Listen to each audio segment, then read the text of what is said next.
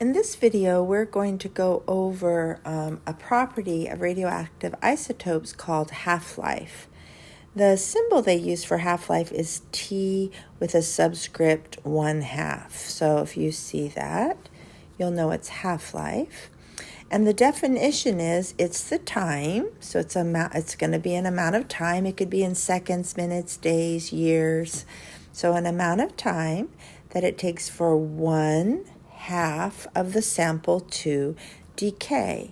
And the word decay would be similar to, in a chemical reaction, react. So decay is the process that the element undergoes when it emits its radioactivity. So if you have an isotope that emits beta particles, then that would be like a beta decay. So when they just say decay, it's just like the process of emitting the radioactivity. So half-life is how much time it takes for 1/2 of the sample to emit its radioactivity. So let's look at the illustration, and I want to focus just on the blue, the phosphorus 32.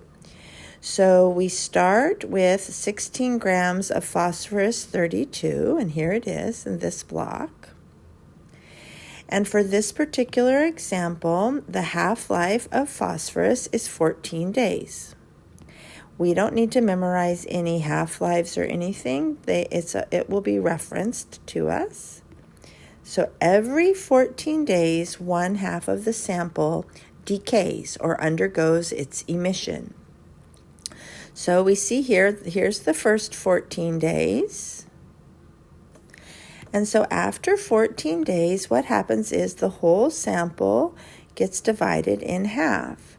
So after 14 days, we go from 16 divided by 2 to end up at 8. So now there's 8 grams after 14 days. Now, in these radioactive decays, you can't start and stop them. So it's like they're always going. So, but after 14 days, we would have 8. And if we kept measuring and a second half-life went by, so in this example, another 14 days passed, we would go by 8. That amount would go down by 1/2. 8 divided by 2 is 4. So for this phosphorus, after 28 days or after 2 half-lives, we would go from 16 grams to 4 grams. And in our illustration, it keeps going for a third 14 days, so a third half-life. And so on this third half-life, then we go from 4 divided by 2. And so now, after 3 half-lives, we end at 2 grams. So every time a half-life passes, the sample size that you had is divided in half. Hence, I think about it, 1/2 life. Amount of time it takes for your sample to go down by 1/2 or to be divided by 2. Now, if you're looking at the sulfur, this is kind of an interesting thought. So when you have a decay, and we wrote some some reactions of nuclear equations. And if I were doing this one, I could tell you, let's see, we're starting with phosphorus 32. Whoops, I don't know why that turned squiggly. And it's going down to sulfur 32, and I'm just knowing this because they told me it's on the directions. And there's some other property, a radioactive decay. I know it's a 0 on the top. If I were to look at phosphorus and sulfur on the periodic table, then I could find their atomic numbers. So let's look at the periodic table, see for phosphorus and sulfur.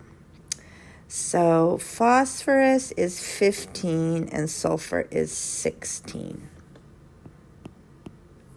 So phosphorus is 15 and sulfur is 16. So that means this must be a beta, because that would have to be a -1. Now they didn't ask us to write this, But I was just looking, and you see we have phosphorus 32, that's what we're starting with. And after the first half-life, they have sulfur 32 on the top. So this was the point I wanted to make.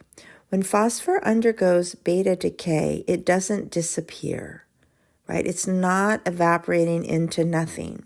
Phosphorus is changing into sulfur. So as it decays, the phosphorus is replaced with the sulfur along with a beta particle.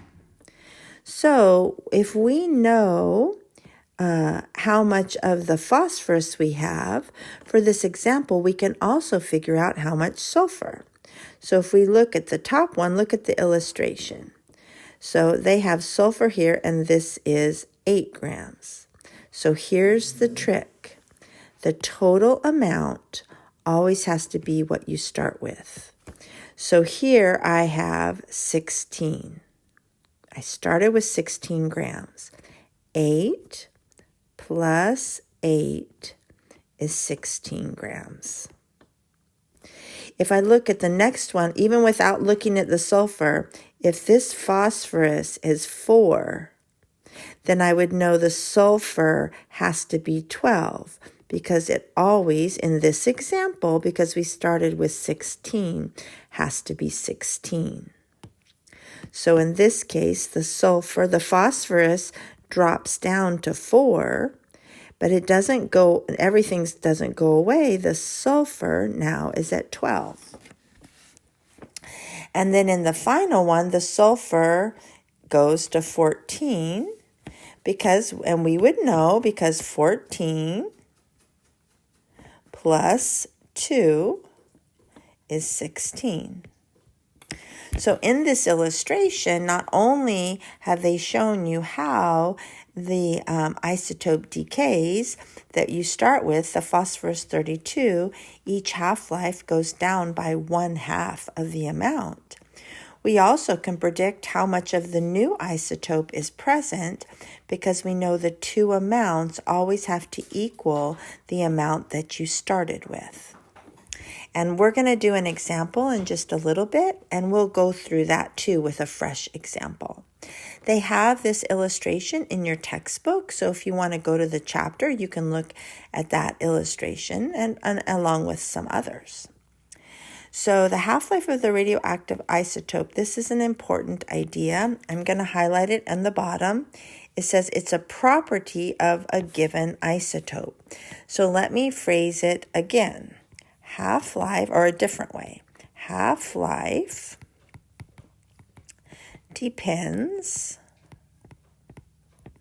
only, with a capital only, on the isotope. So the half-life is not going to change with any conditions. It will always be the same for a particular isotope. And if you look at the follow-up to what this says, it says it's independent, which means it doesn't change with the sample size, how much you have, the temperature, and the pressure, which are the conditions. And I want to use a little bit different color. That red makes it, I feel like, hard for me to see. So let's see if this blue would be any better. Let's see, it's independent, does not change with the amount of sample, the temperature, or the pressure. So it will not change. There's nothing we can do to change the length of the half-life. So let's take a look at some common half-lives.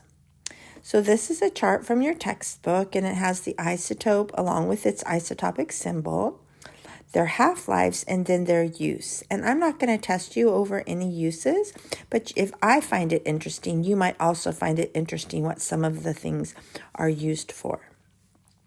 So if you look at the half-lives, you'll notice some of them are really long, like 1.3 times 10 to the 9 years and 7 times 10 to the 8 years. That's the uranium-25. This is used in 235, sorry. This is used in nuclear reactors. Now, just to give you an idea, so 7 times 10 to the 8th, that'd be 7, then 1, 2, 3, 4, 5, 6, 7, 8. So 700 million, so this would be, 700 million years. Now listen, that's only for 1/2 of the sample to decay. Like just 1/2. So that's a really long half-life, right? Other things you might look at. So what's a really short one? On this example, the shortest one looks like it's 6 hours. The technetium, which is used for organ imaging. Well, that's a good thing. So in 6 hours, half of the sample has decayed. That means if someone had an imaging process, they would be exposed to less radiation because of the decay process. Within 24 hours, it would have had 4 half-lives, right? If each one's 6 hours, 4 half-lives. And so by the time you get to 4 half-lives, you probably don't have that, it's, really gone. So that's kind of nice that something they use for imaging would have a short half-life. So you don't have to memorize half-lives. I just want you to see the variation in the lengths and just look at the different uses, even if I'm not asking you to memorize them. So you can do things like with carbon-14, they use that to help predict the age of really old things. But we're going to look instead at using half-life to predict how much of the isotope would remain after a certain amount of time. Okay, so it says, if the half-life of iodine-131, which is used as a treatment for thyroid cancer, it's 8 days. Okay, so T1/2 for iodine-131 is 8 days. How much of a 100 milligram sample remains after 32 days? Okay, and we are starting with 100 milligrams. So if we have this, let's see. So if 32 days pass, and every half-life after every 8 days you have a half-life, then that means we are going to have 4 half-lives that pass. Right? So I took the amount of time that has passed, so 32 days, and I divided it by the amount of 1 half-life. And that tells me that during this 32-day period, 4 half-lives will occur. So if I start out with 100 milligrams, I'm going to show you this 2 ways. It will divide in half, and I'm saying multiply by 1/2, like that would be like multiplying by 0.5. So in your calculator, you could just put 0.5 if you wanted. That would go down to 50. Then that would be 1 half-life. Now we would have a second half-life. That would go down to 25. Then we would have a third half-life. That would be 12.25. We'll round it at the end. And then, let's see, so then 12.25 divided by 2 is 6.125. That's the fourth one. I started with 3 significant figures, so to 6.13. Oh, milligrams. Somehow I changed it to grams along the way. There we go. They're milligrams. So after 32 days, 6.13 grams of the iodine remains. So you may work it like this where you just keep getting answers, or you could do this and just write times 4 1/2 at once. That would give you the same answer.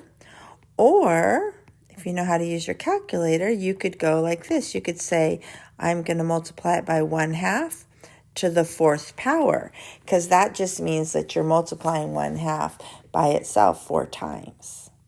So those are different ways to set up the solution to the problem. No matter what, we need, since we figured out it's 4 half-lives, we need to divide it by 2 4 times. Now let's say, for example, they ask us, okay, how much of the other isotope is present?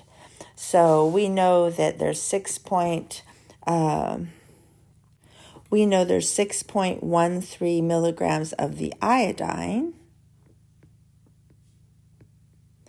So the other sample, we would take what we started with, which was 100, and we would subtract the 6.13. This is the iodine.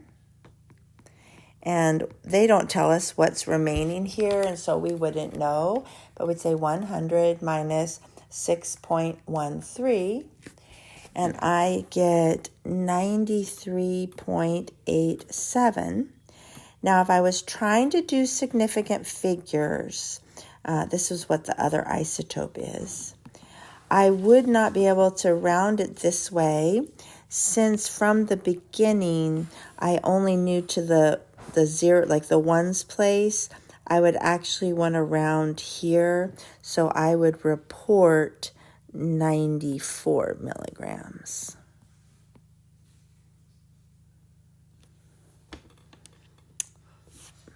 Oops, and I left off the E on isotope, or it didn't write. Oh, it's just not right. Oh, there we go. All right, so there are other half-life problems that you can practice, but review this one. It is dividing by 2. The key is to figure out how many times you divide by 2.